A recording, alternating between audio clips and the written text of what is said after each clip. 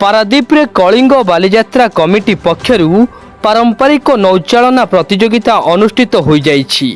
एही प्रतियोगिता रे केन्द्रापड़ा जिला और जगतसिंहपुर जिलार कुजंग एरसमा और पारादीप अंचलर 40टी दल पारंपरिक मत्स्यजीवी भाग नेइथिले।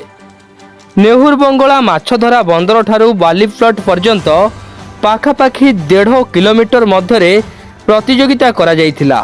एथिरे कुजंग अंचलर कलिंग कर्णधार कैवर्त दल प्रथम स्थान अधिकार करिछि।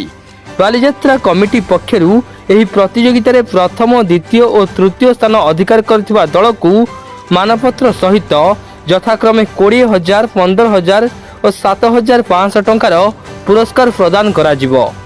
आज जो नौचालना पारंपरिक नौचालना प्रतियोगिता होती आपण मैंने जानते यहाँ चलित कलिंग बालीजात्रा कमिटी पारादीप आनुकूल्य यहाँ कर प्रस्तुति बैठक में निष्पत्ति नि सम्मान्य जिलापाल महोदय थे, स्थानीय विधायक तथा आम मान्यवर मंत्री शिल्प दक्षता विकास वैषयिक तालीम श्रीजुक्त संपत चंद्र स्वाई महोदय उपस्थित थे, मान्यवर सांसद श्रीजुक्त विभु प्रसाद तरे महोदय उपस्थित थे। समस्त निष्पत्ति क्रमे निगला जे आमर पारंपरिक नौचालना जो आम धीवर कैवर्त संप्रदायर भाई मैंने अच्छा से नहीं गोटे करें महानदीर अववाहिक आपने देखते आज आप महानदी कूल ही ढड़ा होती। महानदी फिशिंग हार्बर पाखु आमर 18 बांकी बाली प्लट पर्यंत दीर्घ 1 घंटार जलपथरे आज नौचालना कर 40टी सक्रिय टीम अंशग्रहण करछंती। सेमानकु कृति प्रतियोगी मानकु प्रथम द्वितीय तृतीय पुरस्कार देवाई निष्पत्ति नि प्रति डंगा को पारिश्रमिक प्रति बोट को दिज्व पारिश्रमिक से मूल्य दिज्व प्लस प्रथम द्वितीय तृतीय जो मैंने प्रतियोगितार हेबे सेमानकु आमे बालीजात्रा मंच रे सम्मानित करिवु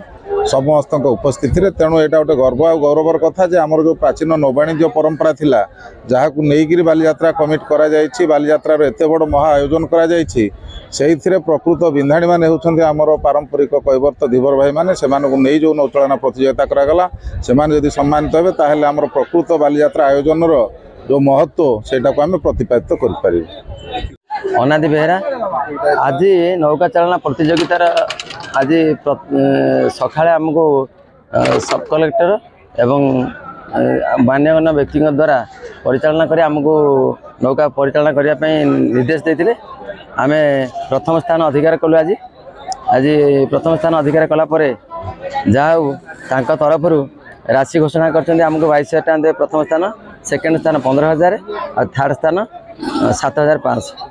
आज एत खुशी लगुच दीर्घ दिन पर विगत 5 वर्ष पूर्व नौका परिचालना बंद हो जाता। जिते नौका परिचालना ये 5 वर्ष पर आज एत खुशी जे एत विभोर मन न कहले न चले। जहाँ आम जातिर कैवर्त जातिर आउ कलिंग कर्णधार ना को टेक रखापी ये जो नौका प्रतियोगिता करमती दीर्घजीवी चली था, आगू आगू हो चलू आम ही एकांत काम्य अनुभव करुँ।